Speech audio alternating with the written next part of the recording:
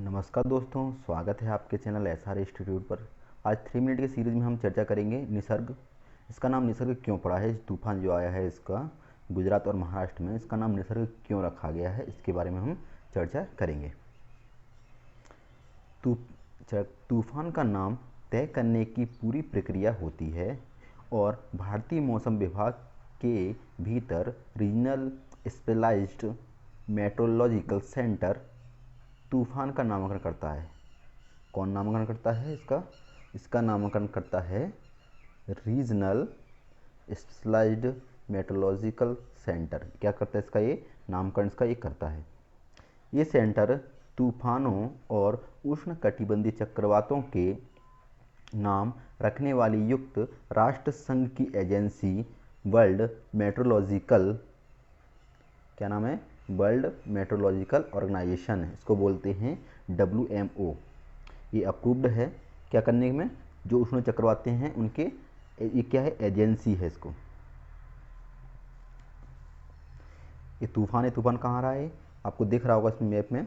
ये है महाराष्ट्र, क्या है? गुजरात का क्षेत्र और महाराष्ट्र का क्षेत्र। यहाँ पर जो है, यहाँ पर क्या है का जो निसर्ग तूफान है यहाँ से उठ रहा है, इस जगह से।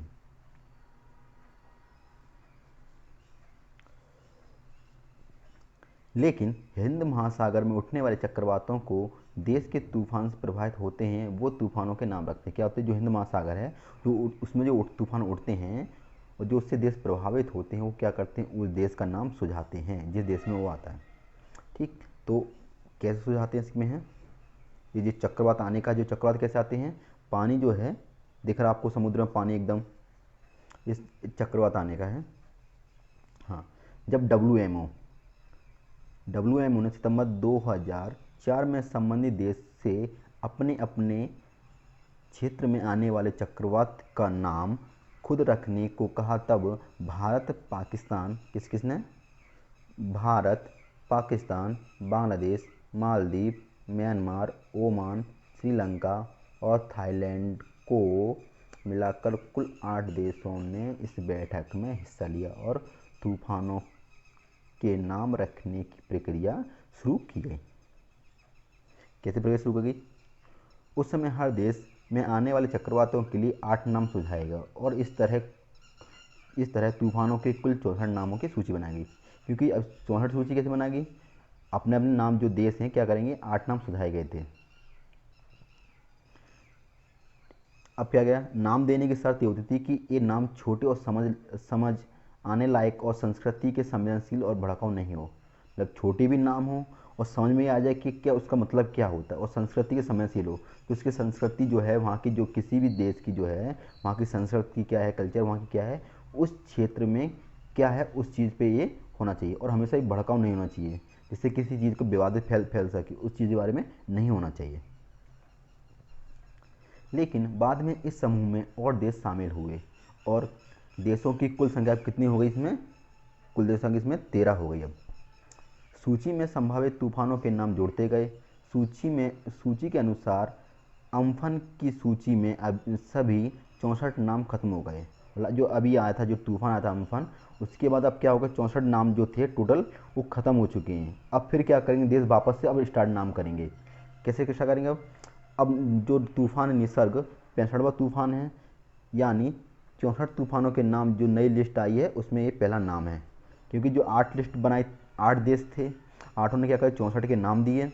अब ये 64 के पूरे नाम पूरे ख़त्म हो चुके हैं, अब 65वां आ गया। अब लिस्ट फिर से बनेगी ये, तो उस लिस्ट में ये क्या है? उसका पहला ये नाम है। निसर्ग को किसने समझाया है? निसर्ग को समझा बांग्लादेश को सुझाया गया है, जो एक कमेटी के फैसले के बाद सुझाया गया है। देख सकते हैं क्षेत्र पुणे हुए महाराष्ट्र क्षेत्र में आने, ये दिख रहा है आपको, जो दिख रहा है ना, ये जो ग्रीन दिख रहा है ना, इस क्षेत्र में आने की संभावना जो दिख रही है आपको, ये है। कितने बड़े इलाके में हो सकता है तूफान का असर? मतलब कितना इसका जो असर, जो तूफान है, कितने बड़े एरिया में आ सकता है? तो इसका है, तूफान निसर्ग का व्यास 400 से 500 किलोमीटर है, जो करीब 100 किलोमीटर के रेडियस में तूफान की स्पीड 100 किलोमीटर प्रति घंटा रखने की आशंका है। यानी अलीबाग को पार करते समय इसके आसपास 100 से 145 किलोमीटर के एरिया प्रभावित हुए हैं। मतलब आप समझ सकते हैं कि इसकी स्पीड कितनी है, 100 किलोमीटर प्रति घंटे की रफ्तार से इसकी स्पीड है, तो एरिया को कितनी जल्दी प्रभावित कर सकता है, कितना नुकसान ये पहुंचा सकता है। इसी कारण हम कह सकते हैं इसमें अधिक प्रभावित ठाणे, मुंबई और रायगढ़ जिले होंगे।